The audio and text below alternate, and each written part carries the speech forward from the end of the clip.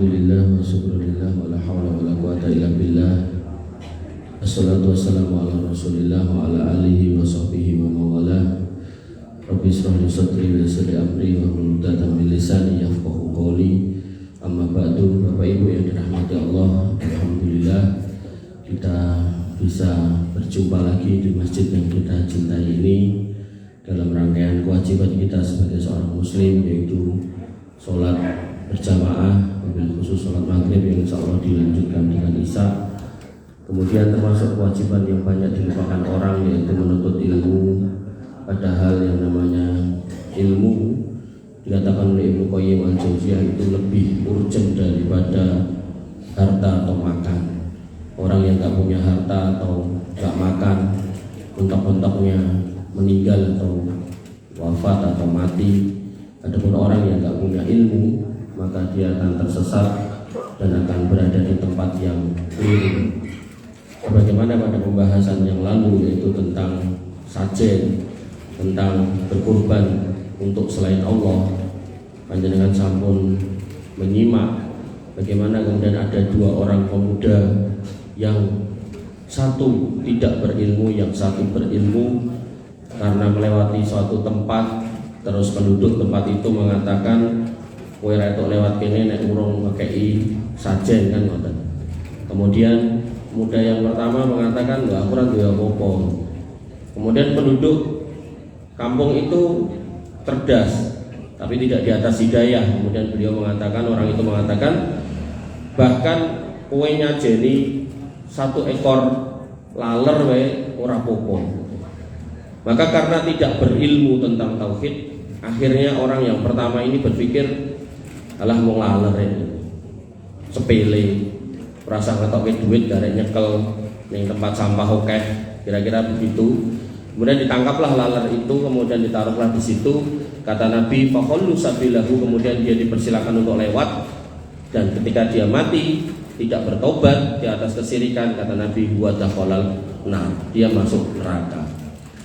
Sebaliknya orang yang kedua adalah orang yang berilmu. Dia kemudian berjalan dan kemudian ketemu dengan pemuda itu yang jaga kampung itu, kemudian mengatakan perkataan yang sama.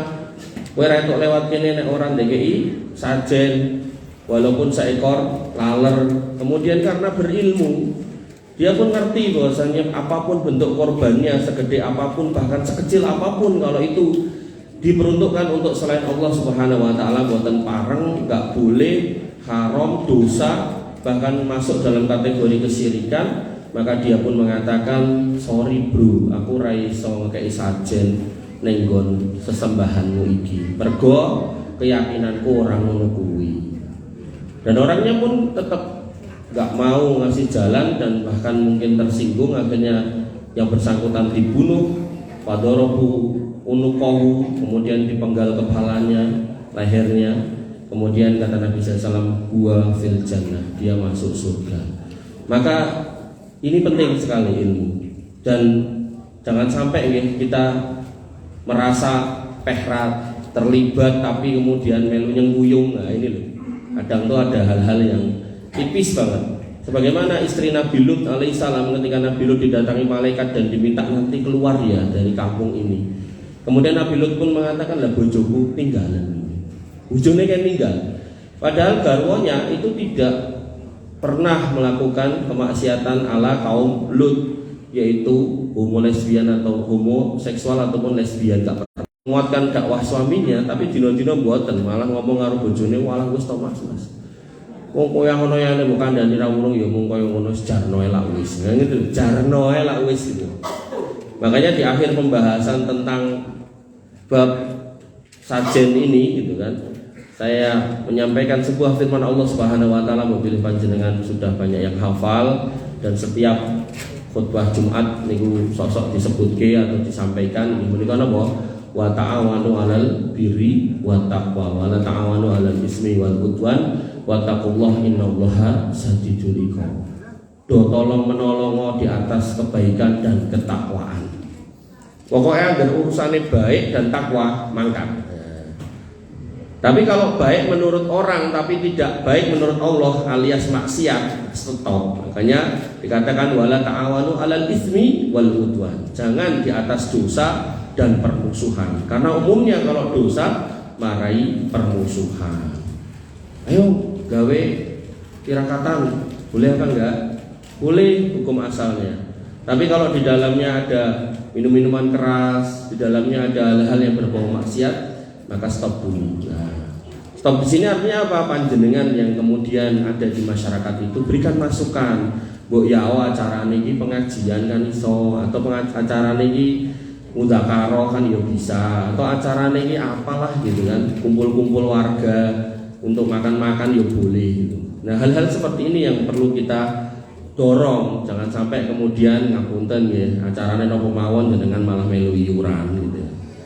Ya, jadi prinsipnya bukan nggak boleh yang kuyung, boleh, tapi kemudian harus alal birri wa taqwa, harus di atas kebaikan dan ketakwaan.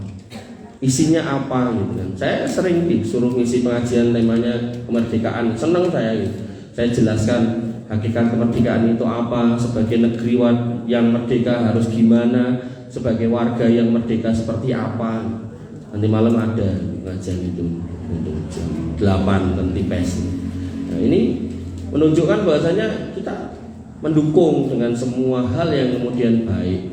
Tapi kalau kemudian acara-acaranya, formatnya bersyukur atas kemerdekaan tapi dadak ngelarung nopo ten pundi, lah ini stop dulu gitu. Karena Allah punya janji tentang kemerdekaan itu, yaitu apa? Wa'adallahu alladziina amanu wa amilus sholihat la yastakhlifannahum fil ardi kama stakhlafal ladzina min qablihim wa la yumakkinannahumul ladzir tadu alaihim, kemudian wa la yubaddilannahum min ba'di khaufihim amna. Allah punya janji ketika kita itu melingkupi satu negeri dengan keimanan dan ketakwaan, Allah akan berikan kekuasaan di negeri itu. Allah akan buat negeri itu baik-baik aja. Nanti di dalam ayat yang lain, walau amanu ahlul qura la fatahna alaihi barakatim minas sama'i wal ard walakin kadzabu fa akhadnahum bima kanu ya'malun yaksibun. Dan sekiranya penduduk satu negeri itu mau beriman, bertauhid dengan benar, berakidah dengan benar, tidak dicampuri dengan kesyirikan, kemudian bertakwa, mengamalkan amalan yang sesuai dengan sunnah Nabi SAW, bukan kemudian mengamalkan amalan yang tidak ada contoh dan tuntunannya, maka mereka akan kami berikan keberkahan, kekuasaan, ketenangan, kedamaian. Itu sudah diperjanjikan. Dan Allah, innallaha la yukhliful mi'ad. Maka kembali ke materi kita di akhir pembahasan tentang bab sajen, wala ta'awanu 'alal birri wa taqwa, wa ta'awanu 'alal birri wa taqwa, ngapunten, wala ta'awanu 'alal ismi wal udwan wattaqullah, dan bertakwalah kepada Allah, innallaha syadidul iqab. Bapak Ibu yang dirahmati oleh Allah Subhanahu wa taala, kita masuk ke bab tentang dosa besar yang pertama, yaitu syirik. Jangan contoh syirik yang ketujuh, yaitu syirik dalam niat. Dan ini menurut saya mungkin nanti kalau Ustadz lain wallahu alam itu, kalau menurut saya ini bab syirik yang paling berat untuk dijelaskan, karena tipis sekali bedanya. Kalau yang saja nyembah sing liyane selain Allah, kemudian minta kepada selain itu pun genah ketok barangnya, ketok perbuatannya. Tapi yang ini niku tipis sekali, karena ya ini ada di dalam hati kita masing-masing. Nah, maka kita mulai ya. Bismillah, mudah-mudahan tadi saya sudah awali dengan meminta kepada Allah, Rabbi shrah li sadri wa yassir li amri wahlul 'uqdatam min lisani yafqahu qawli. Semoga penjelasan saya bisa ngedongke panjenengan semua sehingga mboten malah bingung, karena ini materi atau bab syirik yang paling susah untuk dijelaskan. Allah Subhanahu wa taala berfirman dalam Quran surat Hud ayat 15 sampai 16, man kana yuridul hayatad dunya, ini bab syirik dalam niat. Jadi ada orang-orang yang berniat, niatnya ibadah, tapi dia kemudian tidak menuju ke situ, tidak berharap dari Allah, tapi berharap tentang dunia. Dia berharap dari ibadahnya itu, dari amal solehnya itu dia mendapatkan dunia. Dia berharap dari perbuatan baiknya itu dia diberikan dunia oleh Allah Subhanahu wa taala. Allah Subhanahu wa taala berfirman dalam Quran surat Hud ayat 15 sampai 16, man kana yuridul hayatad dunya wa zinataha, siapa yang menghendaki kehidupan dunia dan perhiasannya. donya lan saisi-isine. Nuwafi ilaihim a'malahum fiha wa hum fiha la yubkhasun. Maka kami akan berikan kepada mereka balasan pekerjaan mereka di dunia dengan sempurna. Artinya Allah di sini mengatakan sapa wae sing kemudian beramal baik niate golek donya, tak kei donya full, enggak dikelongi sama sekali. Tapi apa yang terjadi? Ulaikal ladzina laisa lahum fil akhirah illa nar. Tapi nanti di akhirat dia tidak dapat apa-apa kecuali api neraka, karena balasan dari amal solehnya sudah diminta di dunia. Dari awal niatnya sudah dunia. Wahabita ma sona'u fiha, dan kami hapus apa yang telah mereka usahakan di dunia dulu. Wabatilum makanu ya'malun, dan telah sia-sia apa yang telah mereka kerjakan. Ada orang-orang yang beribadah ngapunten, naik haji, pokoknya piye carane pengen supaya gelar haji ini jangan sampai ketinggalan, harus ada orang-orang yang kemudian nyumbang bangun masjid, piye carane pokoknya kon gaweke prasasti namanya harus terukir di situ dan seterusnya ini. Nah, model-model seperti itu Allah sudah ingatkan bahwasanya orang-orang yang beribadah jane amal solihnya baik, bahkan itu amal jariah yang bisa dipetik di hari kiamat nanti ketika amal yang lain sudah tidak bisa dikerjakan jane gitu kan. Tapi kemudian malah mboten saged karena yang diharapkan adalah dunia. Bapak Ibu yang dirahmati oleh Allah Subhanahu wa taala, Nabi SAW mengingatkan tentang dunia, ta'isa abdud dinar wa ta'isa abdud dirham. Sungguh celaka hamba dinar dan hamba dirham. Dinar niku uang koin emas, dirham niku koin perak. Gampangnya kayak hamba duit. Celaka wong-wong sing moto duiten, titik-titik duit, titik-titik duit, punya kemampuan untuk memanage suatu organisasi, kemudian ditawari, Pak niki masjidnya mboten enten pengurusi, mbok bilih panjenengan gadah pengalaman saged bantu, wani piro. Begitu langsung dijawab wani piro, ya itulah berlaku ayat tadi gitu kan. Bapak Ibu yang dirahmati oleh Allah Subhanahu wa taala, wa ta'isa abdul khamisah, dan celakalah hamba pakaian-pakaian halus. Nah, zaman dulu niku kan kain niku nggih kados dulu di kita ya, kain kan demi benang dipintal gitu kan, mboten ngangge mesin, ngangge alat manual. Jadi kain selembar niku harganya mahal sekali. Maka ada orang-orang yang kemudian mentransaksikan dengan kain. Bahkan ketika kain belum ditemukan, itu yang terjadi di dataran Amerika, itu mereka memburu bison untuk jual beli kulit gitu kan. Jadi kulit itu ditransaksikan untuk membayar barang-barang yang mahal itu pakai kulit gitu. Kemudian dikatakan lagi ta'isa abdul khamilah, dan celakalah hamba selimut yang tebal ya tadi, yang dari kulit-kulit tadi. In dia rodia wa in lam yu'ta sakhito. Nek dikei mesem, nek ra dikei merengut. Padahal urusannya adalah urusan ibadah. Urusannya adalah urusan agama. Padahal ketika kita berjuang di jalan agama apapun bentuknya, makanya Nabi mengatakan ad-dunya mal'unatun mal'unun ma fiha. Dunia itu ciloko kabeh isine, illa kecuali zikrullah wa mawalah, kecuali zikir kepada Allah dan yang semisalnya. Termasuk di dalam zikir kepada Allah itu adalah sholat, wirid, kemudian majelis ilmu. Terkait majelis ilmu, Nabi SAW mengatakan kun aliman au muta'alim, jadilah orang yang mengajarkan ilmu nek saged, nek umpami mboten saged jadilah muta'alim, orang yang menyimak majelis di majelis ilmu ning kalih nyatet, au mustamiin, atau menjadilah pendengar mboten napa-napa. Kemudian wala takun robian, dan jangan jadi yang keempat, yaitu bukan alim, bukan muta'alim, atau bukan mustami' juga bukan. Artinya orang-orang yang kemudian ada majelis ilmu yang mau lewat-lewat gitu aja, bahkan nggak mau gitu kan. Maka ketika hal-hal yang baik seperti itu kemudian ditransaksikan gitu, nah ini yang kemudian Allah Subhanahu wa taala tidak cocok atau tidak setuju. Saking tidak cocok dan tidak setujunya sampai kemudian akan tak hapus loh amal baik yang harusnya berpahala. Termasuk dalam bab ngapunten urusan bakti pada orang tua, Allah Subhanahu wa taala memberikan kalimat yang indah. Allah mengatakan terkait dengan kebaktian kepada orang tua yang satu agama, satu akidah. Allah mengatakan wa qadara rabbuka alla ta'budu illa iyyahu wa bil walidaini ihsana. Dan telah diputuskan, ditetapkan untuk kalian bahwasanya tidak boleh menyembah selain Allah Subhanahu wa taala, tidak boleh berbuat kesyirikan. Wa bil walidaini ihsana, dan terhadap terhadap orang tua kita diminta untuk berbuat ihsan. Apa itu ihsan? Kata Nabi SAW, al-ihsan an ta'budallaha ka'annaka tarahu fa in lam takun tarahu fa innahu yaraka.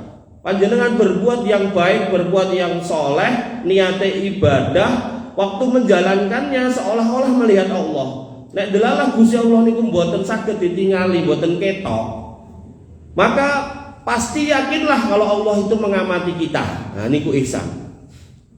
Nah dalam bab ini yang terjadi adalah harusnya ngapunten seorang anak ketika ngurusi orang tuanya tidak boleh bertransaksi. Dia harus ihsan, all out, total. Karena yang diharapkan adalah pahala dari sisi Allah Subhanahu wa taala lantaran mengikuti perintah Allah Subhanahu wa taala. Tapi yang kita dapati apa? Banyak anak yang kemudian mentransaksikan. Bu, tak opene jenengan nek sepuh ning jatahku sing oke. Nek perlu kula mangke isik kabeh setengahe, engko sisone. Ada juga anak yang kemudian karena dulur-dulure gitu kan, ora gelem ngurusi wong tuane gitu. Tinggal satu niku, dhek ngerti nek ora tak urusi dosa, tapi nek tak urusi ya kesel gitu kan. Jane awalnya ya sudah niate baik gitu kan. Ya wis lah dulur-dulur ora cetol. Ning begitu kemudian dum-duman warisan gitu kan. Maka dia pun berani berkata, gandeng kowe kabeh ra ngurusi simbok gitu kan. Maka warisanmu tak potong setengah kabeh gitu.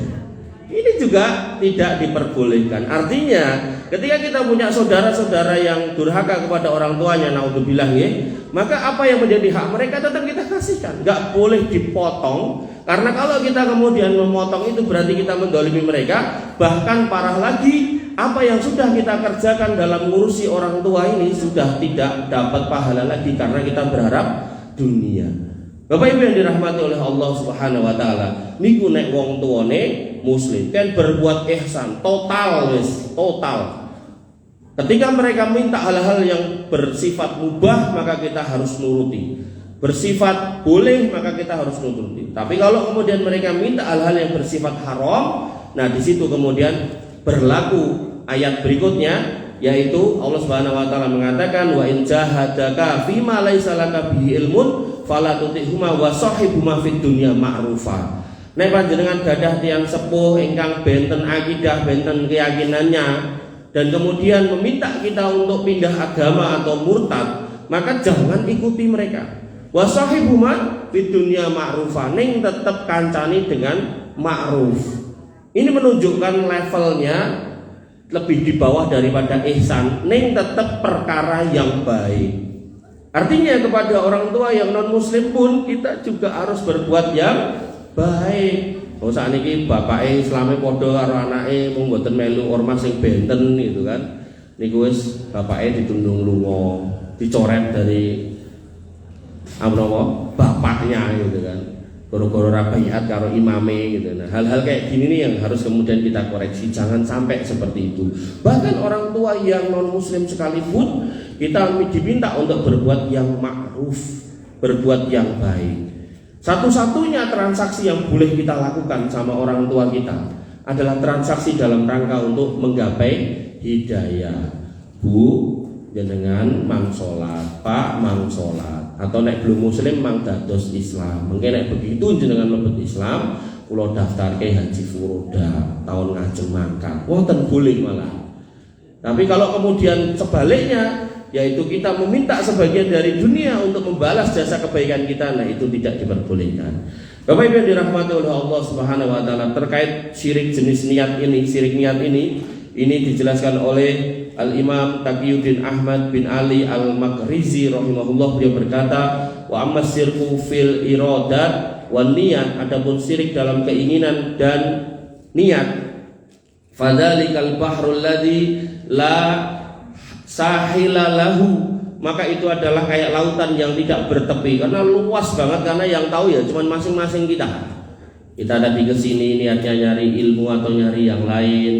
Kita nanti misal kerja niatnya ini nyari apa gitu kan, nyari nafkah agar kemudian anak istri kita makan makanan yang halal, atau kemudian yang lain. Kan enten biaya mangkat kerja ning niate lain kan enten. Kemudian waqalla may yanju minhu, dan sedikit orang yang bisa selamat dari jenis syirik niki. Makanya ini penting untuk kita jelaskan, kita jabarkan segamblang mungkin agar kemudian kita bisa menjalani hari-hari kita dengan penuh kemantapan niat niku wae. Apalagi ngapunten kita yang sudah umurnya sepuh gitu kan, karena salah niat berharap nanti ketemu Allah pahalanya banyak, ning pun dicoreti karena waktu melakukan amal-amal itu ternyata ada sisi-sisi dunia yang kita harapkan. Kemudian kata beliau lagi, faman nawa bi amalihi ghaira wajhillahi ta'ala falam yakum bi haqiqati qaulihi iyyaka na'budu.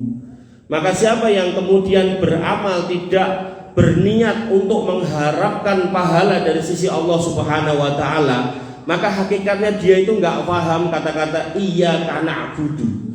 Karena yang namanya iyyaka na'budu hanya kepadamu ya Allah kami menyembah. Menyembah niku tidak cuman perkara salat, tidak cuman perkara ibadah-ibadah mahdoh. Di situ ada ibadah ghairu mahdoh. Ibadah mahdoh ini yang kita kenal punya ritual-ritual khusus seperti sholat, puasa, haji, umroh, kurban dan seterusnya. Itu kita tinggal ngikut, itu taufikiyah. Tapi ada juga yang termasuk dalam ibadah mahdoh, yaitu semua aktivitas ismun jami'un mayuhibbullah wa yarduhu. Semua aktivitas yang kita lakukan yang kemudian dicintai dan diridhoi Allah Subhanahu wa taala. Gampangnya ngeten. Panjenengan yang dodolan pengen entuk untung, pengen untuk duit oke, sugih, nggak apa-apa. Tapi kalau kemudian panjenengan ketika berdagang niatnya adalah mencari nafkah untuk anak istri, lalu kemudian niatnya juga adalah pengen mencari pahala dari sisi Allah dengan cara melakukan perdagangannya dengan jujur, tidak mencurangi timbangan, tidak korupsi dan seterusnya, maka insya Allah niku jenengan dapat dunia dan dapat pahala. Tapi kalau kemudian kita lihat orang-orang yang menggolek dunia, kita akan lihat bahkan ngapunten orang-orang yang dunyane pun rasa piro sampai ngapunten dahur-dahur sampah itu direwangi nganti koyo ngono ning nganti ra salat gitu. Maka bedanya orang-orang yang mencari dunia tapi dia ingat bahwasanya dunia ini adalah sarana bukan tujuan, maka ketika waktunya istirahat dia istirahat. Bahkan Nabi mengatakan kepada Bilal, ya Bilal arihna bis sholat, ayo lerenkan kita kami semua ini dengan sholat. Adhan oke adhan itu. Jangan sampai kemudian kita mati-matian ngejar dunia yang pada akhirnya semua itu enggak kita bawa. Makanya yang dipuji itu bukan pedagang yang sukses tok, tapi yang dipuji adalah orang-orang yang sukses dalam berniaga, tapi dia tidak lupa hakikat dia sebagai hamba. Rijalul la tulhihim tijaratu wala bai'un an dzikrillah, yaitu laki-laki yang tidak melenakannya perdagangan dan jual belinya, usahanya dari zikir kepada Allah Subhanahu wa taala. Makanya di depan tadi saya bilang bahwasanya ad-dunya mal'unun, ad-dunya mal'unatun mal'unun ma fiha. Dunia niku terlaknat kata Nabi sallallahu alaihi wasallam. Terlaknat semuanya illa zikrullah wa mawala. Maka seorang laki-laki yang sukses, yang hebat ketika hidup, dia bisa fight di dunia, dia enggak menyerah dari kerasnya dunia. Dia paham kalau dia adalah tulang punggung, bukan tulang tulung gitu kan. Maka yang dia lakukan adalah piye corone menjadi laki-laki yang mencukupi kebutuhan keluarga. Tapi dia ngerti sebagai seorang hamba, dia harus senantiasa berzikir kepada Allah. Salah satunya bahkan ulama memahami atau menjelaskan tentang zikir yang dimaksud di situ, yaitu ketika dia berdagang dia tidak berbuat curang. Ketika dia berniaga dia tidak berbuat curang. Ketika dia berbisnis dia tidak berbuat curang. Sampai Allah Subhanahu wa taala mengkhususkan tentang curang ini, wailul lil mutaffifin, surat 1 surat Al-Mutaffifin. Bapak Ibu yang dirahmati oleh Allah Subhanahu wa taala, Kemudian saya ulangi lagi, beliau kemudian mengatakan, Imam Taqiyuddin Ahmad bin Ali Al-Maghrizi mengatakan orang-orang yang kemudian tidak bisa mempersembahkan hidupnya hari-harinya, apakah dalam konteks ibadah mahdoh ataupun ghairu mahdoh, dalam rangka untuk mencari pahala di sisi Allah Subhanahu wa taala, maka itu adalah orang yang enggak paham hakikat iyyaka na'budu. Fa inna iyyaka na'budu hiya al-hanifiyah millah Ibrahim alladzi amara Allah biha ibadahu kulluhu.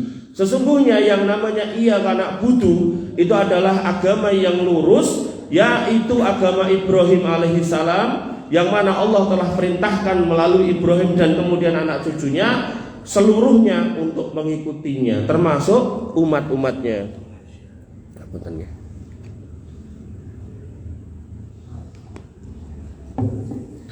Kemudian beliau melanjutkan, wala yaqbalu min ahadin ghairaha, dan Allah tidak akan menerima agama selain yang telah dibawa oleh Nabi Ibrahim alaihissalam, yang menika agama tauhid. Makanya orang-orang yang kemudian menghabiskan waktunya untuk mengejar dunia, apalagi sampai mentransaksikan ibadahnya untuk dunia, maka itulah orang-orang yang sangat sia-sia. Artinya kalau kita kerja pun kita lupa untuk meniatkan nyari pahala itu masih boleh. Apalagi kalau kemudian yang tadi loh, sholat, apa pengajian atau apapun niatnya untuk dunia, maka itu tambah rugi lagi. Syukur-syukur kita paham kalau ibadah dalam arti mahdoh ini untuk Allah dan ghairu mahdoh juga kita niatkan kepada Allah Subhanahu wa taala.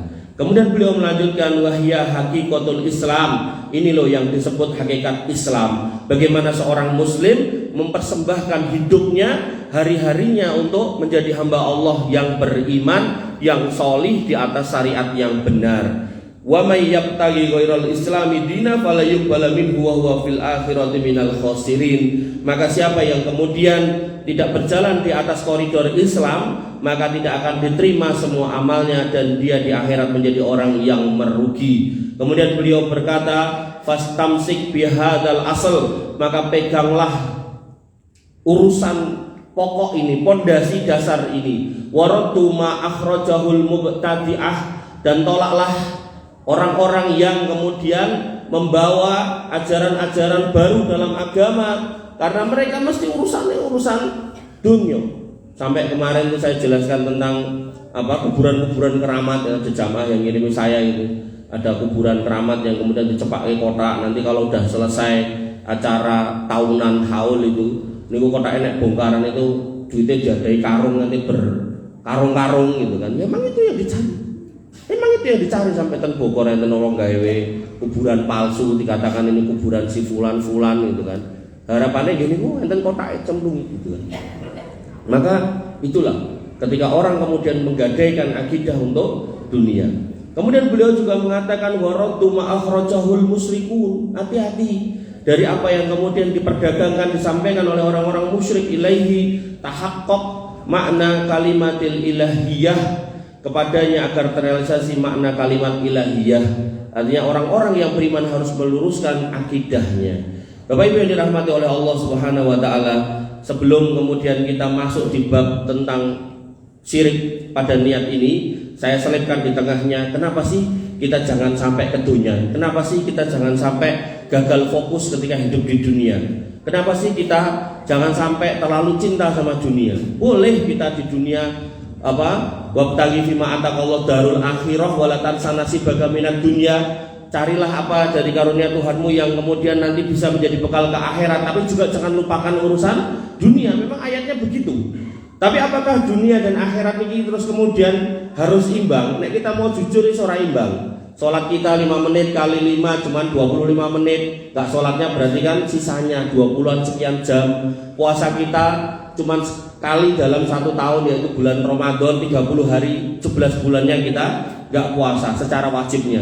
Kemudian haji umroh kita maksimalnya cuman minimalnya cuman sekali gitu kan. Kalaupun ada yang baleni belum tentu setiap tahun mengantrinya panjang dan seterusnya.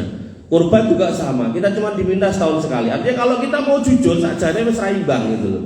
Makanya ketika kita kemudian mengatakan Rabbana atina fid dunya hasanah, satu toh. Kemudian wa fil akhirati hasanah wa qina adzabannar. Maka ini yang harus kita pahami, bahwasanya doa sapu jagat pun kita diminta untuk memberatkan di sisi akhirat, bukan di sisi dunia. Dunia cuma disebut sekali, akhirat disebut 2 kali. Makanya Allah Subhanahu wa taala mengatakan orang sukses itu bukan al dunia, tapi Allah katakan bahwasanya faman zuhziha minar wa udkhilal jannah faqad faz. Orang yang kemudian bisa selamat dari api neraka dan masuk surga, dua-duanya ada di sisi akhirat. Itu orang sukses. Makanya ketika kita ngomongkan dunia, setiap kita dum-dumannya sendiri-sendiri. Ada yang dikasih banyak duwe pom bensin, ada yang dikasih banyak duwe Pertamini gitu kan. Bahkan ada yang orang duwe apa-apa gitu kan. Maka hal seperti ini yang harus kita pahami. Setiap kita punya rizkinya sendiri-sendiri, dan tentang dunia tidak bisa disamaratakan. Karena Allah Subhanahu wa taala melalui nabinya mengatakan unduru ila man huwa asfala minkum wa la tanduru ila man huwa fawqakum alla tazharu nikmatallahi alaikum. Ketika kita melihat saudara kita punya kelebihan nikmat tentang dunia, maka jangan dilihat dia, lihatlah yang di bawah yang kurang dari kita, agar kemudian kita bersyukur menjadi hambanya. Ketika kita selalu ngelirik yang di atas, maka yang ada kurang bersyukur. Wis duwe bojo alhamdulillah, lah sing didelok sing bojone loro ya mesti kurang gitu kan. Bojone lemu alhamdulillah, sing didelok sing bojone langsing ya wis mesti kurang gitu kan. Apalagi kemudian yang lainnya rumah, misal pun gak ada rumah senajan cuma 50 meter alhamdulillah mboten ngontrak ya, sing didelok omahe sinten Pak Jokowi sing sak hektar niku ya wis mesti ya kurang terus gitu kan. Gak akan bersyukur kita. Bapak Ibu yang dirahmati oleh Allah Subhanahu wa taala, Nabi SAW mengatakan di dalam sebuah hadis tentang dunia, man kanatid dunya hammahu farraqallahu alaihi amrahu. Siapa orang yang kemudian menjadikan dunia itu sebagai tujuan hidupnya, maka Allah akan cerai beraikan semuanya, berantakan urusannya. Berapa banyak orang yang mati-matian kerja di tempat-tempat haram, apakah di bank riba, apakah di perjudian, apakah dia menjadi penjudinya, apakah memilih usaha perusahaan minuman keras dan seterusnya. Kita dapati keluarganya berantakan, anak-anaknya berantakan. Itu sudah jelas, clear itu. Makanya Nabi SAW itu disebut shodiqul masduq, orang yang kalau ngomong benar terus omongannya benar. Kan ada tuh orang yang jane atau ngapusi menggandeng krungu gosip terus disampaikan jane gosip ini nggih ra bener. Akhirnya dia seolah-olah berdusta nih, jane dia cuma menyampaikan dari info yang dia dapatkan. Sampai para ulama buat kaidah orang sing gane neruske omongan sing dirungokke tanpa difilter, sakjane dia yo pendusta gitu kan. Nah, maka Nabi tidak dalam wilayah itu. Nabi ngomong benar dan omongannya pasti terjadi. Maka kita dapati orang-orang yang seperti itu. Mati-matian dia kejar jabatan, begitu udah naik kemudian piye carane menjadi orang-orang yang kaya instan, cuman pegawai biasa tapi tiba-tiba bisa beli rumah di Sumber sing harganya miliaran gitu kan. Padahal gajinya sebulan nggak nyampe 5 juta gitu kan. Nah, apakah mungkin dari orang tuanya? Oh ternyata orang tuanya ya orang duwe, mertuanya ya tambah orang duwe meneh gitu kan. Nah, dapat dari mana? Nah, ini hal-hal kayak gini makanya perlu kita pahami bahwasanya dunia jangan sampai menghalalkan segala cara. Makanya Nabi mengingatkan, nek nganti tenan ento bakal musnah semuanya, cerai berai hancur berantakan. Nek nganti tenan itu nanti kebeli rumah yang mahal, mobil yang mewah, segala macam gebiar dunia didapatkan, tapi dengan cara-cara yang nabrak-nabrak yang haram, maka tetap aja akan diselesaikan oleh Allah Subhanahu wa taala, imma fid dunya wa imma fil akhirah. Kemudian wa ja'ala faqrahu baina ainai, dan orang-orang yang ketunyan itu wis ngoyake mati-matian nanti dicerai beraikan dan dia enggak pernah cukup. Makanya pun ngeruk gunung piye carane golek gunung liyane kan ngoten. Pun ngeruk lautan piye carane laut liyane dikedhuk dan seterusnya dan seterusnya. Pun dapat di sini piye carane untuk ning kono-kono dan seterusnya. Piye carane menjadi semua yang ada dikuasainya dan seterusnya. Mungkin jenengan melihat sendiri itu di realita kehidupan kita banyak, enggak usah saya sebut namanya. Kemudian walam ya'ti bihi minad dunya illa ma kutiba lahu, padahal mati-matian dia kejar, mati-matian dia usahakan, maka yang ditetapkan oleh Allah Subhanahu wa taala ya hanya sesuai yang sudah diputuskan. Saya sering nyontohkan, ngapunten nggih umpami enten bapak-bapak yang profesinya Gojek, saya sering nyontohkan umpami Gojek ket bar subuh nanti bar maghrib lagi mulih niku nek sakniki nggih, nek pas awal-awal mbiyen mbok pilih angsal, nek sakniki napa angsal den 500.000 mboten angsal, mboten mungkin. Tapi kemudian ada orang sing ngapunten nggih Gojek nganti wayah salat ra salat gitu kan, wayah mulih ra mulih, wayah wong tuane lara di WA lagi sibuk. Nah, hal-hal seperti ini yang harus kita pahami bahwasanya ternyata dunia pun tidak harus dikejar seperti itu. Kenapa lah ini tutuke? Kata Nabi SAW bahwa kanatil akhirah, dan siapa yang kemudian akhiratnya niat tahu, dia niatkan. Pokoknya aku piye-piye ning donya iki nggo akhirat. Apa aku kerja ya nggo akhirat. Apa aku mulang ya piye carane kuwi tak nggo sangu ning akhirat. Apa aku dadi lurah ya piye carane tak nggo tinggalan warga-warga sing apik. Sistem di suatu kelurahan yang baik agar kemudian tak nggo sangu ning akhirat. Apa aku dadi bojo piye carane tak kei makanan halal ben anakku saleh ku gendongoke aku nek aku wis mati ning akhirat. Dan pokoknya akhirat terus yang dia pikirkan. Masjid iki kegiatannya apa yang terkait akhirat? Iki kurban aku terlibat apa urung? Ini anak pengajian aku jadi panitia apa mau tukang ngentek ke panganan gitu.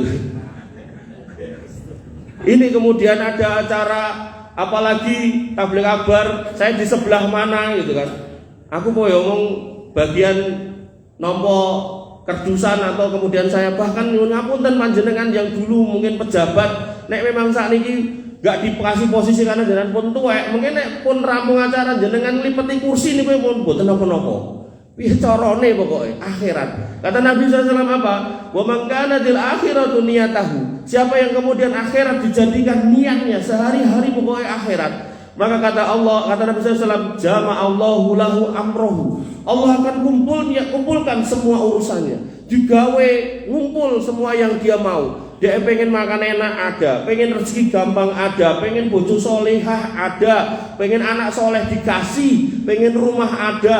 Ini yang disebut orang yang cukup. Jadi bukan berlebihan yang cukup. Mau beli motor bisa, mau beli mobil bisa, mau daftar haji umroh bisa, sakit apapun ya sanggup bayar, bukan perlu pakai BPJS. Ya. Ada orang kaya yang ngantri BPJS ngomongin RT ngono ku yo wis anu piro ngene. Didaftar ke BPJS, dapat kartu Indonesia Sehat. Kemudian wa ja'ala ainahu fi qalbi, dan dijadikan wa ja'ala ghinahu fi qalbi, dan dijadikan hatinya itu cukup dengan semua yang diberikan oleh Allah Subhanahu wa taala. Niku namine piyai qanaah nrimo ing pantun. Dikai akeh alhamdulillah, dikai sithik nggih mboten ngersula. Kemudian wa atat dunya wa hiya rahimah. Lah niki sing nyenengke. Dan dunia akan datang kepadanya dalam keadaan hina di matanya. Makanya kula nate ningali nggih niki acara ten TV napa ten medsos kula mboten mudeng. Nek kula ningali ten medsos. Niku enten Bapak Gojek ora duwe jane. Niku member niku nek pomo ken napa? Ken bayar haji napa niku? Kursi niku 20 juta ya ora duwe ya. Tapi karena dia rajin sholat, neng niki mungkin jangan diniatin nek sholat gen nek sing marani ngoten mboten nggih. Jadi karena dia rajin sholatan masjid gitu kan. Terus dia ora kepikiran tiba-tiba nek sing nekani ngejak ngobrol kemudian jenengan kersa nggih kaji Pak. Nggih kula gadah napa tinggalane tiyang sepuh yang harus saya sedekahkan. Mudah-mudahan bapak saya bisa nambah pahala hajinya gitu kan. Go jenengan kula daftari kersa mboten. Lho mboten niku pripun? Artinya banyak kasus wonten niku yang saya dengar langsung ya, saya lihat di media gitu kan. Orang-orang yang kemudian dia berusaha mengikhlaskan dirinya untuk Allah Subhanahu wa taala semaksimal dia mampu sebisa dia. Artinya nek ngapunten nek bisane nggih adzan nggih adzan, isone nggih resik-resik masjid. Pokoke piye carane urus omah, rampung urus omah, masjid wonten mawon gitu kan. Ora usah dadak urus liyan-liyane sing pripun-pripun gitu kan. Nah, maka Allah kemudian akan mendatangkan dunia bahkan dalam keadaan hina di matanya. Teko ngerti teko tiang ngeteri rezeki, tiang ngeteri duit. Rezeki ini macam-macam ya, mboten mung duit tok. Ngeteri paket haji, umroh lan sak piturute. Makanya hal-hal seperti ini yang luar biasa kita harus pahami. Jangan sampai dunia itu menjadi tujuan akhir dari hidup kita apalagi kita sudah ada di akhir-akhir kehidupan. Imam Ibnu Qayyim rahimahullah berkata, muhibbud dunya la yanfaqu min salasin. Pecinta dunia, penggila dunia, orang-orang yang bernafsu dengan dunia enggak akan lepas dari 3 hal, yaitu hammun lazimun, kesedihan yang terus-menerus. Ketika dia bisa ngejar untuk dapat mobil ternyata tonggone tuku pesawat, mumet dia, bingung deh. Ketika dia pengen tuku AC rong ketuku, tonggone wis tuku masuk angin deh. Dan ini menyedihkan. Ketika kemudian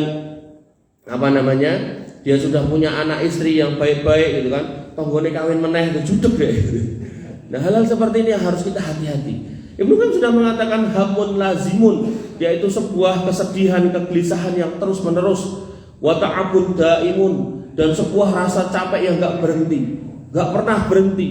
Dia wis kerja esuk tekan sore, ditutuke tekan bengi gitu kan. Ditutuke meneh nganti tekan esuk meneh jam 2 gitu kan. Entuk dunia, dan dunianya enggak seberapa gitu. Makanya tadi saya contohkan ngapunten lagi, tukang gojek tadi. Kalau sampai wis profesine ngoten kok ya ora gelem salat, tak untuk bilah rugi banget. Bar subuh mangkat, bar maghrib lagi mulai, nganti lali adus gitu kan, nganti dadi penumpange nutup irung gitu kan.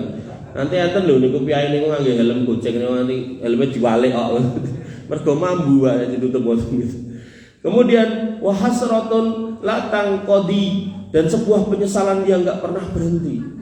Nyesel, kenapa hari-harinya habis? Makanya Allah mengingatkan wal asri innal insana lafi husrin, demi waktu asar, demi masa semua kita rugi illal ladzina amanu wa amilus solihat, kecuali kita yang bisa memperbaiki iman terus-menerus dan beramal solih terus-menerus. Waktunya jangan sampai terlewat, kecuali bernambah iman dan nambah amal solih, karena amal solih yang ditambahkan akan nambah iman. Al imanu yazidu wa yanqus, yazidu bit ta'ah wa yanqusu bil maksiyah.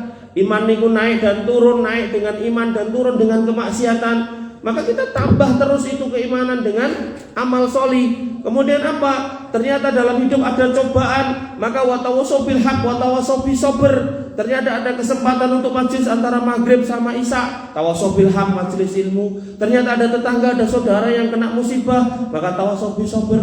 Maka ketika seorang muslim hari-harinya diisi seperti ini, wa idza faragta fansab, ketika waktu kosong diisi, maka dia enggak akan rugi. Tapi nek mengejar tunyo bahkan kedonyan, semuanya ditransaksikan. Sampai kemudian dia ketika tetangganya butuh, "Mas, terno anakku iki lho Mas, meh lahiran wis bobot gede, meh bledos." Kata dia, "Ya engko bayar bensinnya ya," gitu kan. Ya. Maka apa susahnya ketika kita ikhlaskan bensin yang enggak seberapa? Insyaallah Allah ganti. Bapak Ibu yang dirahmati oleh Allah Subhanahu wa taala, dan dunia dilaknat sebagaimana yang tadi saya sudah sebutkan. Karena ini saya cantumkan dalilnya, maka kita ulangi. Nabi SAW bersabda, "Ala inna dunya mal'unatun mal'unun ma fiha." Ketahuilah bahwasanya dunia itu semuanya terlaknat, dan terlaknat semua isinya, illa dzikrullah wa mawala, kecuali zikir kepada Allah Subhanahu wa taala dan yang semisalnya, wa alimun au muta'allim, dan orang-orang yang berilmu atau orang yang mempelajari ilmu. Kemudian dalam Quran surat Hud ayat 11 sampai 15 tadi udah. Kemudian pada Quran surat Al-Baqarah ayat 200, Allah Subhanahu wa taala mencela orang yang minta dunia tok. Allah berfirman, "Faminan nasi may yaqulu rabbana atina fid dunya wa ma lahu fil akhirati min khalaq."